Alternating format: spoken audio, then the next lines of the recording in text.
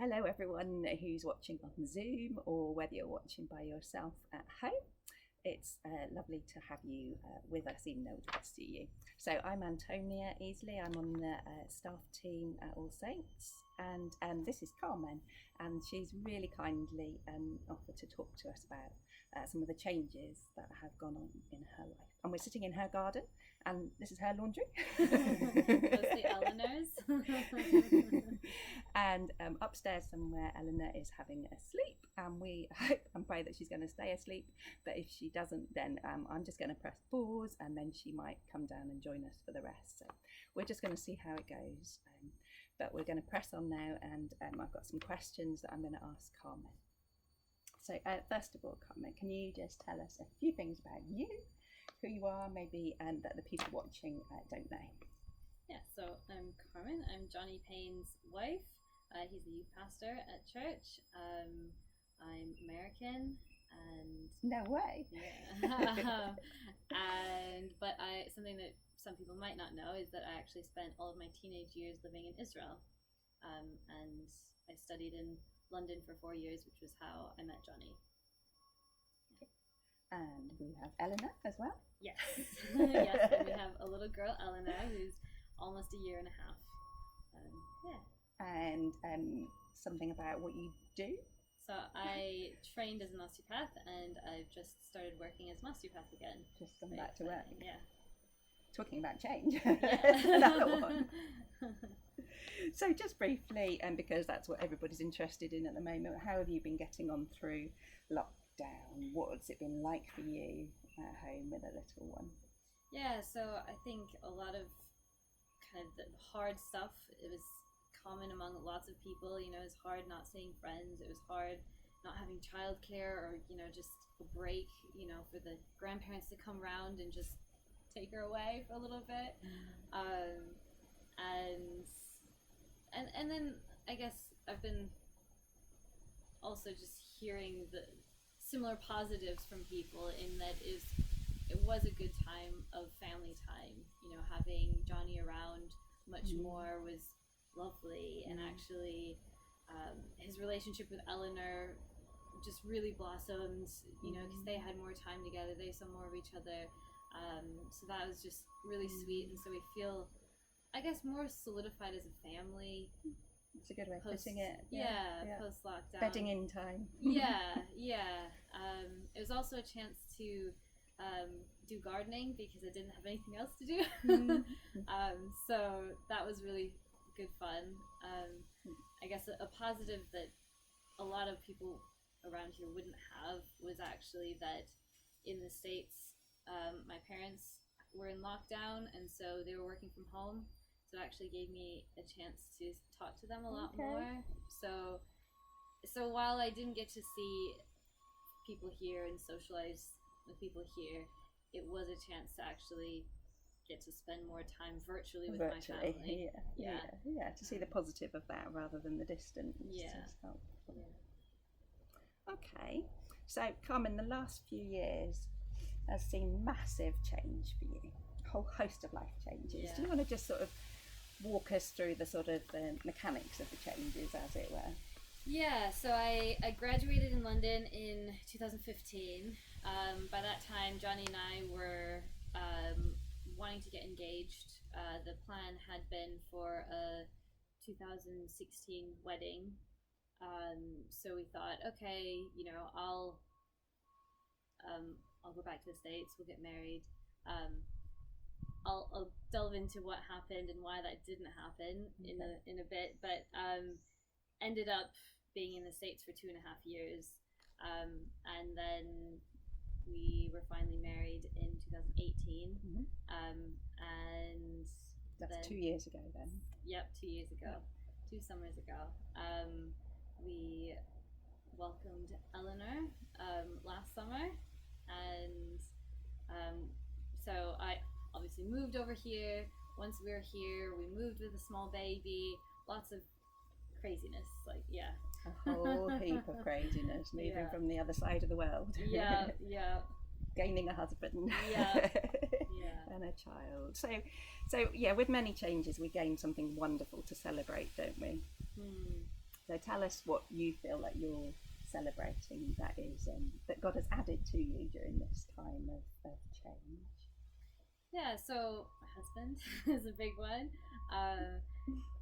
Yeah, I'm very blessed to have such a just kind-hearted husband and partner for life. And Eleanor has been a huge blessing. She's lots of fun. She's a very happy, smiley little girl who blesses us on a daily basis. And a lot of other people too. Yeah. And also, with moving to a new place, there is an opportunity to meet new people and to develop new friendships. And I've been really blessed with just some really amazing friendships and amazing people here at All Saints.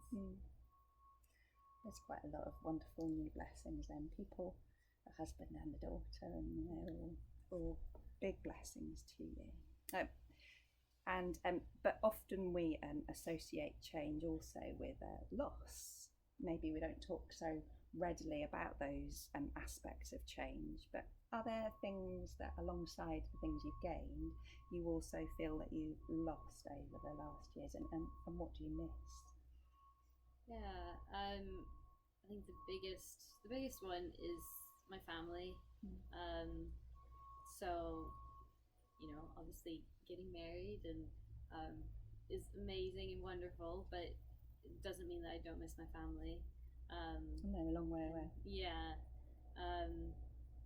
but yet at the same time, we're close to Johnny's family as well, and his parents are wonderful, and so it's kind of tricky because it's like, well, either we're far away from Johnny's family, who's wonderful, or we're far away from my family, who are wonderful.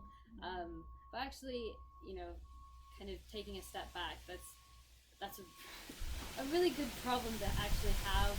I know a lot of people who don't have supportive families who struggle with those relationships. So, it's a blessing to even have those relationships in the first place, for sure. And of course, just with moving to any new place, you have to leave those relationships that you developed. So I left a lot of friends in the States. I left 2 jobs there, and all my coworkers, and but then there's a new chance for starting over, which again, like, it's hard at the beginning, because it always is. You're in a new place and don't know anybody, but yeah, once you start getting your feet underneath you, then it can be really great, and it has been. It sounds like there was a real sense of rootedness there in the States. You were well established with a supportive family and jobs and a life, so there's a lot to leave behind. Yeah, and that was hard. It was even hard to decide to establish myself in the States. I know, like, the first 6 months, definitely, I just wanted to come back. I hadn't lived in the States, actually, properly since I was 12, so there wasn't really, I didn't feel very rooted to the States, and I just wanted to come back and marry my fiance. But I think it was important that I did actually put down roots and establish myself. More thoughts on that question, or is that you done on that one about things that you miss, things that you've lost? Also, I guess just the whole process of the visa process was also hard, and I was working 2 jobs. I lost that. I came here. I couldn't actually work for several months, which again, it's losing those abilities, and actually even something else, that I still don't have my UK driver's license. I can drive in the States, but so again, it's just like all these extra tick boxes that most people don't have to think about, when moving, or it's like, oh, I have to go take driving lessons and get a provisional license, and it's just things that you would have taken for granted, the independences and freedoms that you have to gain again. Yeah, exactly.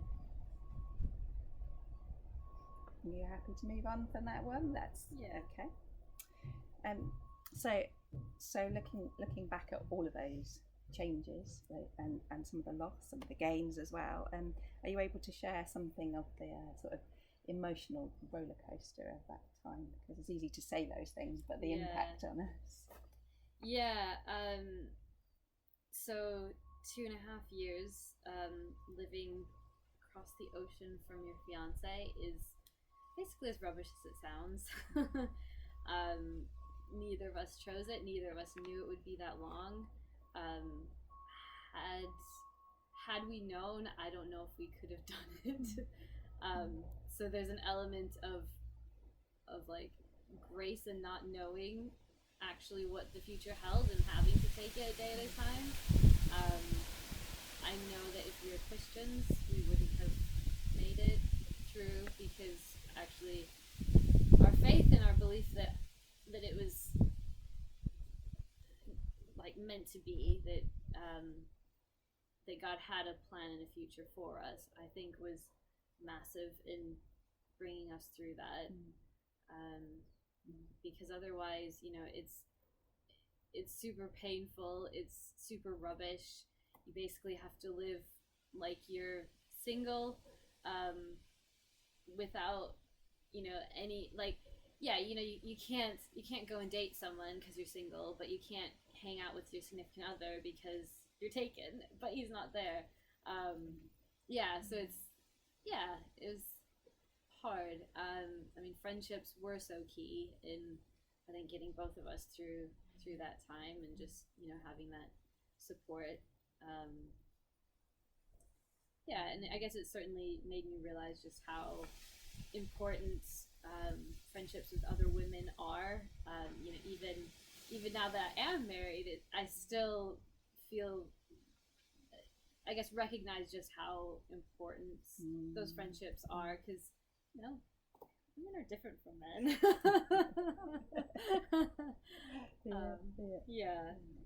Having that kindred spirit alongside you. And during that time, we had 6 months where we didn't see each other in person, which was a very hard, long stretch. End of this year, we'll finally start to be married longer than we were apart. So that's a fun milestone. Right, back to that bedding in that you were talking about. So that's looking back at those years of being together but apart, and the hardness of just hanging on in there, knowing that it would end and that there was a purpose, but the real sadness and missing each other, and the pain of waiting. And I think the hardest thing in those times was just total uncertainty of actually when that time was going to come to an end, because the reason that we had planned on getting married in 2016 and that it didn't happen was because for me to be eligible for a visa, Johnny had to be working. He was finishing his degree. He was actually had been accepted into a master's program as well. He finished his degree and he pulled out of the master's program because he had to be earning a certain amount, and which would be impossible while he was studying. And actually, he was also at the time in the selection process for ordination, which again, because that would involve study, he had to pull out of that. So huge changes in trajectory. It's actually sacrifices, putting things on hold. And so once he graduated, it was a matter of finding a job. He started working at a warehouse, and if he got enough overtime, then he would earn enough. But if he didn't get enough overtime, then he wasn't earning enough. So that was a hard few months, because it was kind of like, will it be enough to actually start to be able to count forward to when we can get married? In the end, I think he worked there for about 6 months. That wasn't counted at all. So frustration. Yeah. And before you can apply for the visa, he has to be working at a job that's earning enough for 6 months. So it was basically like, that's a whole 6 months, not wasted, but it was kind of easy to see it that way. Yeah.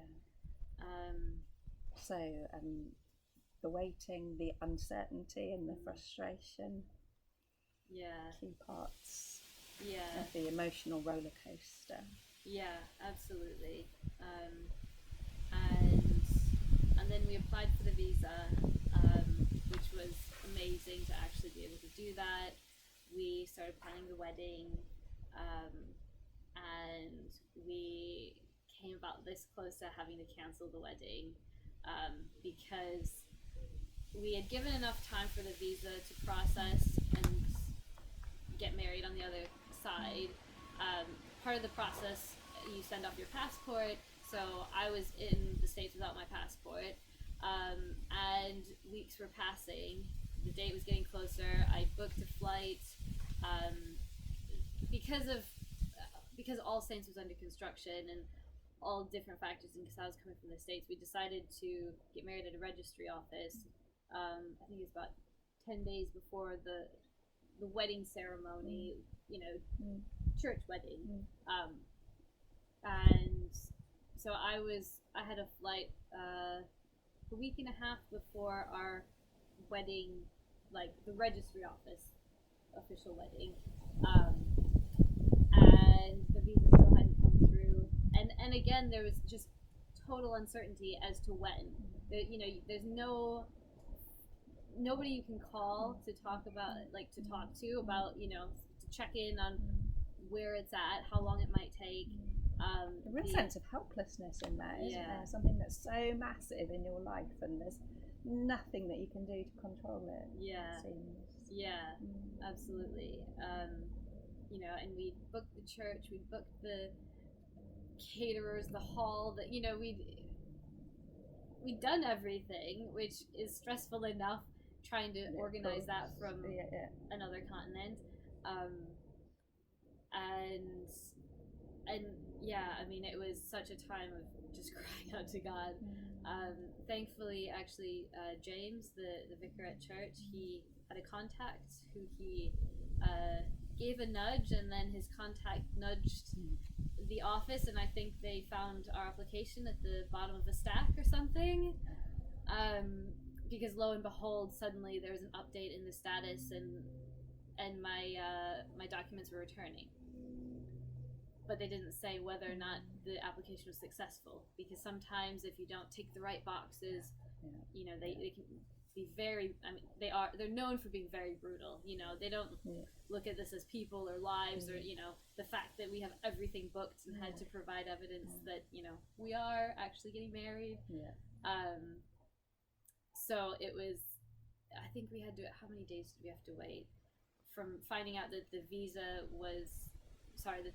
process was completed, but we didn't know whether or not it was successful until I actually got the documents in the mail. I think it was maybe 2 days.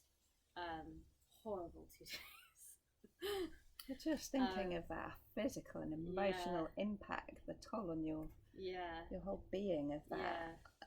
And by that time, it was intense. By that time, I'd missed my flight, and it was days until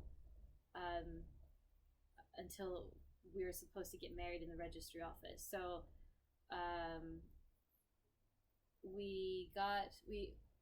I got my passport with the visa. Praise the Lord. I think it was Wednesday night. We were due to get married in the registry office on Tuesday. There was a massive scramble to book a new flight, and I flew out on the Saturday, arrived on the Sunday, and we got married on the Tuesday. You couldn't write it, could you? No. And just the massive sense of relief, those few months leading up, because we applied for the visa in February, and we didn't get it until of June. So, you know. So you've got all that major build-up of tension over months and months and months, and then you must be just struggling for words to explain quite the relief of it all coming together. But then you've got being plunged into a new place to live and being married. Yeah. So that's the next part of the.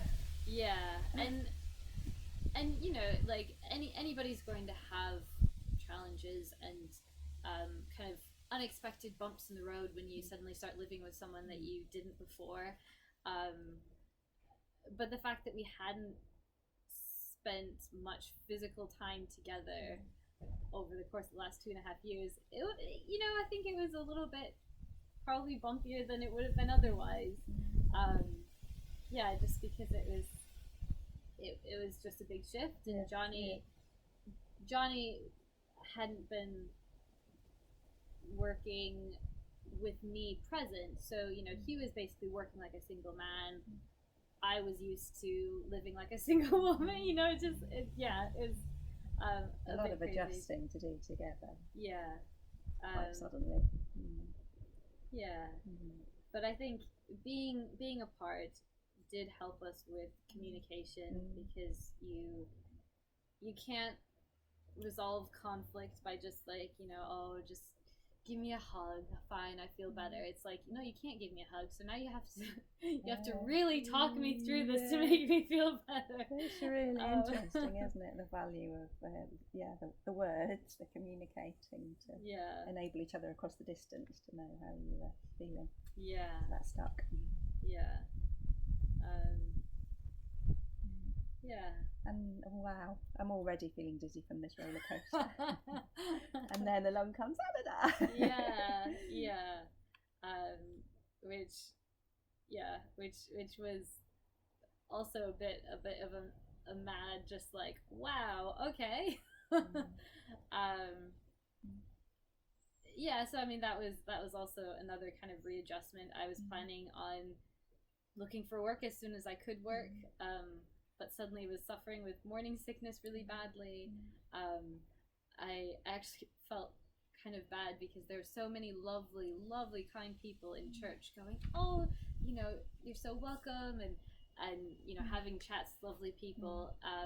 I have quite a few memories of just going, smile, because they're so lovely. They don't know that I feel like I'm about to throw up.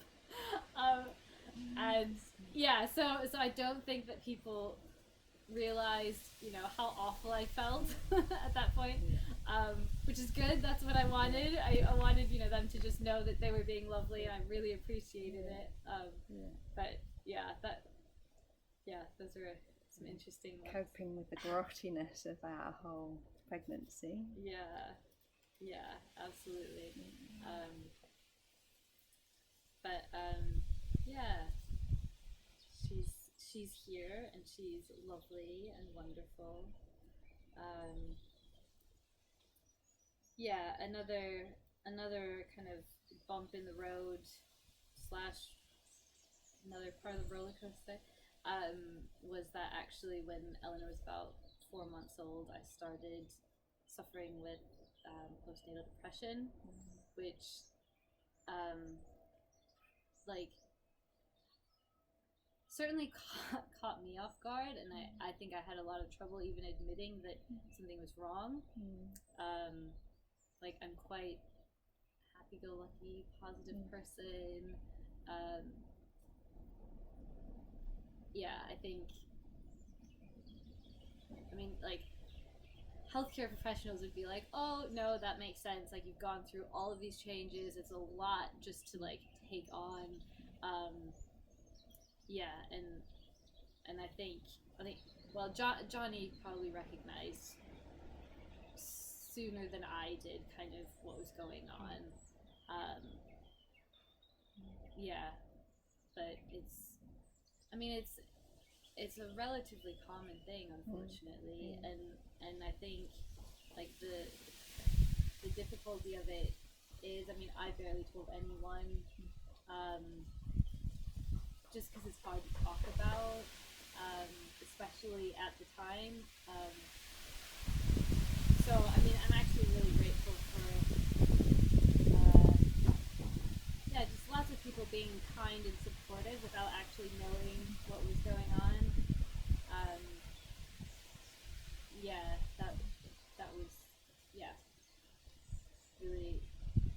helpful.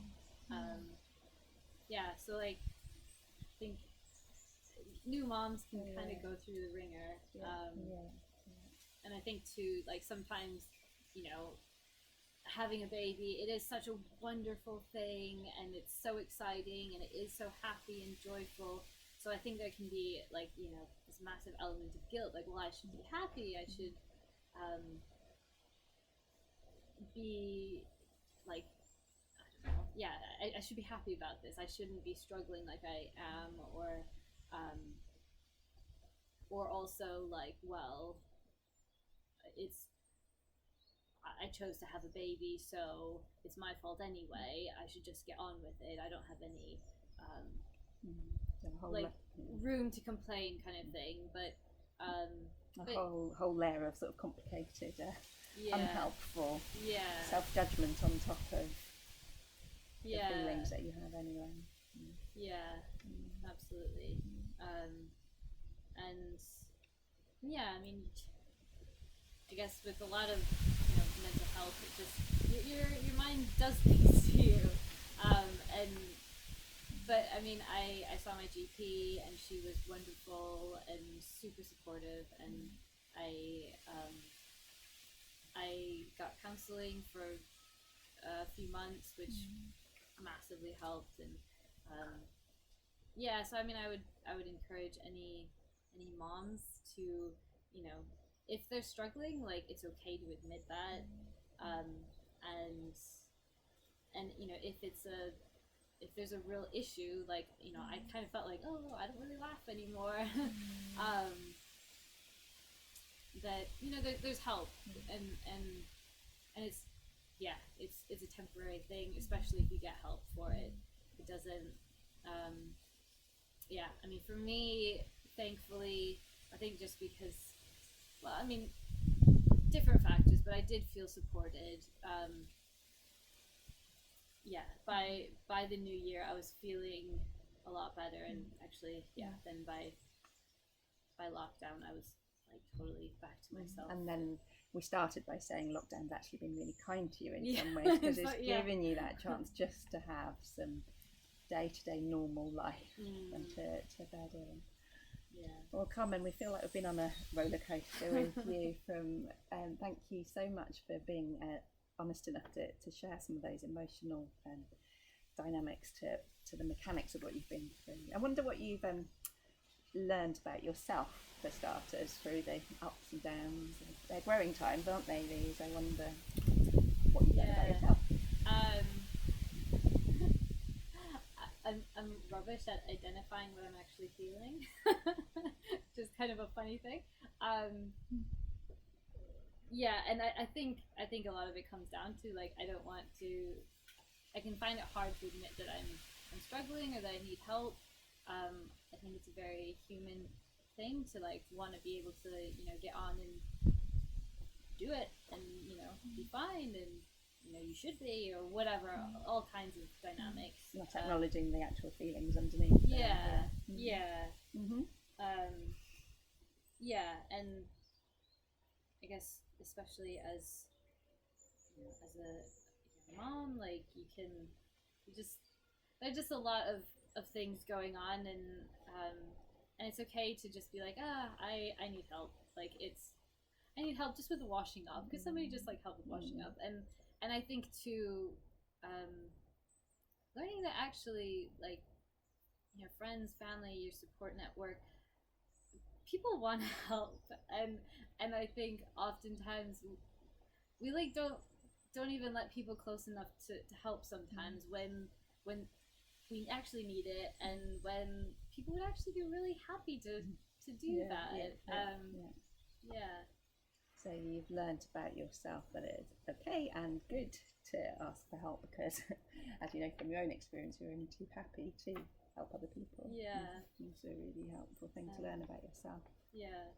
And I guess kind of going back to what we talked about before, just in terms of, like, gains and losses with change, is that I think for myself it's been really important to acknowledge the losses, and like, acknowledge that it is sad, bad, or that it is, hard, even though it doesn't mean that it's the wrong decision, or that I'm not happy, actually,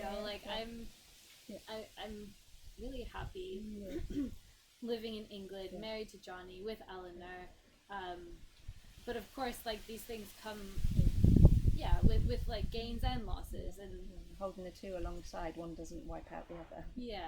Absolutely.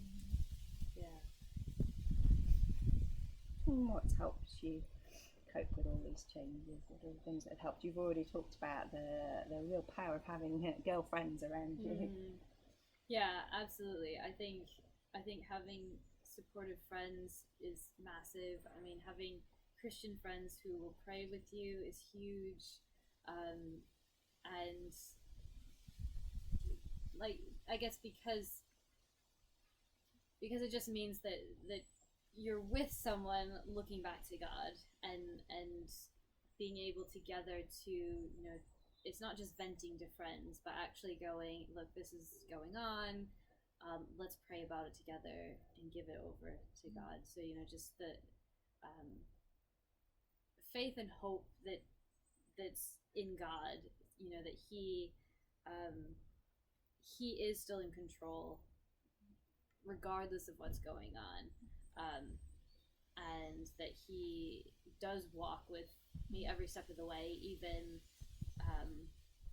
if I don't feel it, even if I don't, even if I'm just struggling and things are rubbish, like, God's still there, and my circumstances don't change who God is and who God is to me, in that, he loves and accepts me just the way I am, and my circumstances don't change that either.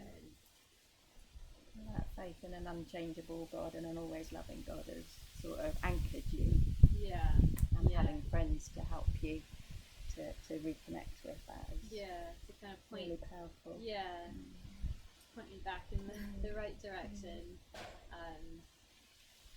Absolutely. I guess that kind of is similar to this next, almost last question. What has God shown you of himself and of the way he's working in your life? Kind of blending into that a little bit, isn't it? He's talking about his unchangeableness. Anything else on that? What has God shown you of himself and the way that he's working in your life? I guess the biggest thing is that God is still good, even when your circumstances aren't. He still is, and even when things seem crazy and out of control, God's still in control. Like, God's not worried. God's not scrambling, going, "Oh man, I didn't see this coming." Nothing takes him by surprise. Absolutely. So just, I guess, remembering his sovereignty in all situations, is really helpful and key, I guess. And letting God into those worries and those, I guess, thoughts, and even, just the painful stuff that might be going on. It's, I guess, tying into what I said before, like, it's okay to not be okay, and it's okay and very right and appropriate to go to God with that and say, "God, I'm not okay, like, help me." God doesn't expect us to have it all together. God doesn't like think that we're worse or better, how often we come to him. He wants to, hear from us, and for us to go to him and be close to him. And I think hard times can really, like, push you back toward God, because it's like, well, I have nowhere else to go. Nobody else is in control apart from God, and You've learnt that of him, that he wants you as you are, and wants you to come in your not being okayness. It's so easy, isn't it, to as people who've grown up with a faith, or as people who haven't grown up with a faith, that we think we have to be okay to come to him. We can so easily slip into that way of thinking, can't we? Even though we know in our heads he knows everything anyway, but we so easily become dependent on him.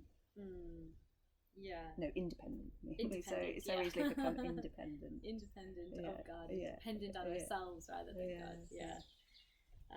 And I guess another thing is that I have had all these sort of like unplanned seasons in the past year, which kind of when I've been in them, sometimes it's easy to feel like it's a waste of time, or it's unnecessary, or let's get on with it. Let's just go to real life now. Like waiting to be married. Well, we know we're gonna get married. We know, like, I know my life is going to be in the UK. Like, let's just get on with it. What's the point? Like, come on, speed it up. But actually remembering that God has a plan and a purpose for the here and now. And I guess that kind of ties into just, lockdown and like crazy COVID stuff. Like, it can be easy to feel like, oh, well, this is just a waste of time. But actually, God knew that this was going to happen, and God doesn't work in the future. Obviously, He will, but He works in the present, and we're not guaranteed tomorrow. We make plans, and then 2020 happens, and but God has a plan and a purpose for now, and for whatever's happening now. Nothing's wasted for Him.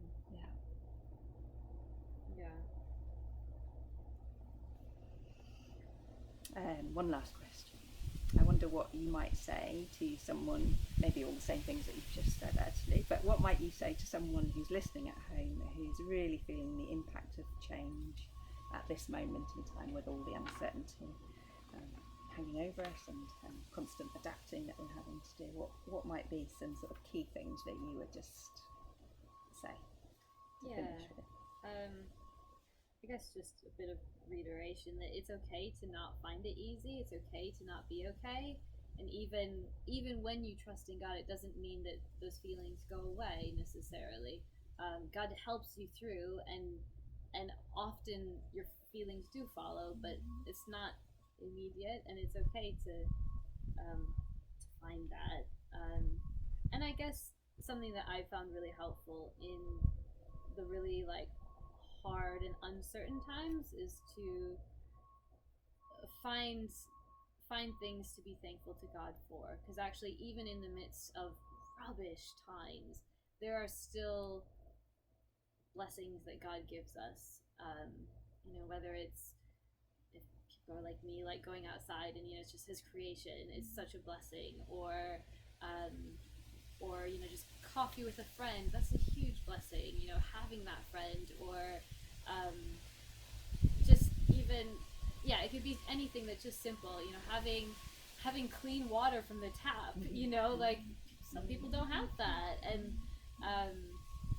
and remembering the blessings that we do have rather than what we don't have at this point in time, because often it is temporary anyway.